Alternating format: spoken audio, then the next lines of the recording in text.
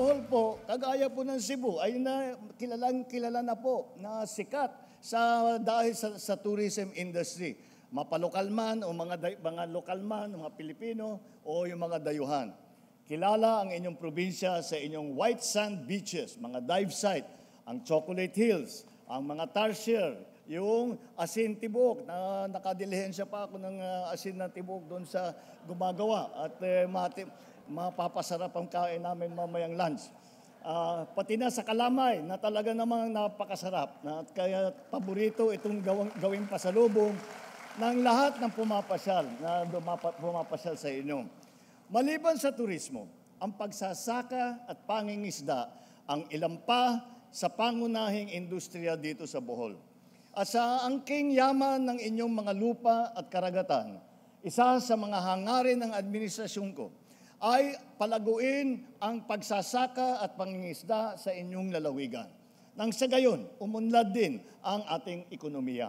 Mga kababayan, dala po namin ang 100 milyong piso cash assistance para sa mga Boholano at Cebuano magsasaka at mangingisda at para sa kanilang pamilya. Tigli 50 milyong piso ang ilalaan po natin sa 2 lalawigan at ang bawat benepisyaryo ay makakatanggap ng tigsa 10,000 piso. Kasama din po natin ang ibang mga kabalikat mula sa gobyerno na may mga dagdag pang tulong para sa inyo. Alam kong higit 13,000 pamilya at higit 14,000 magsasaka at mangingisda sa Bohol ang lubos na naapektuhan ng El Nino noong mga nakaraang buwan. Kaya sana po ay makatulong ang mga programa ng gobyerno at ang dala naming ayuda upang tuluyan na kayong makabawi sa mga hamong na dinadaanan ninyo. Ngayong tagulan na, ay panalangin naman natin ay hindi na tayo makakaranas ng matinding kalamidad sa mga susunod na buwan. Ngunit huwag po kayong mag-alala dahil ang ating pamahalaan ay laging nakaantabay. Walang sawa kaming nagtutupad ng mga programang makakabuti po sa inyo. Magsasagawa ng mga ibang proyekto, makakapagbigay ng ginhawa sa inyong buhay at mamumunuhan para sa inyong kapakanan at kasaganahan. Mga magigiting na mangingisda at magsasaka ng Bohol, salamat sa marangal na paghahanap buhay upang masuportahan hindi lamang ang inyong mga sarili, hindi lamang ang inyong mga pamilya, kung hindi pati ang seguridad ng pagkain sa buong Pilipinas. Kung tayo ay sama-sama at nagbabayanihan, walang pagsubok na hindi natin malalampasan at walang pangarap na hindi natin matatagumpayan. Napakasaya po kasi yung tulong na maibibigay mula sa pamahalaan, malaking tulong po yan para sa amin. Na mababawasan po yung dinaranas namin ngayon na hirap, lalo na yung pagkasira ngayon ng mga pananim namin. Mayroon na kaming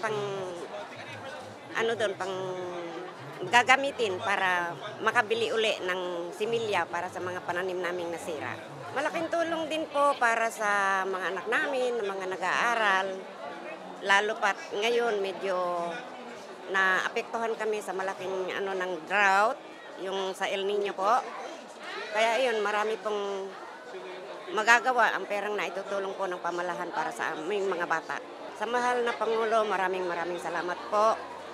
May bagong buhay po ang mga mangingisda, Fisher Folks po. Maraming salamat po.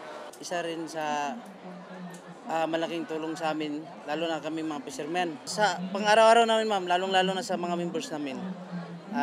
Araw-araw silang lumalaot, tapos meron din kaming natanggap na mga lambat.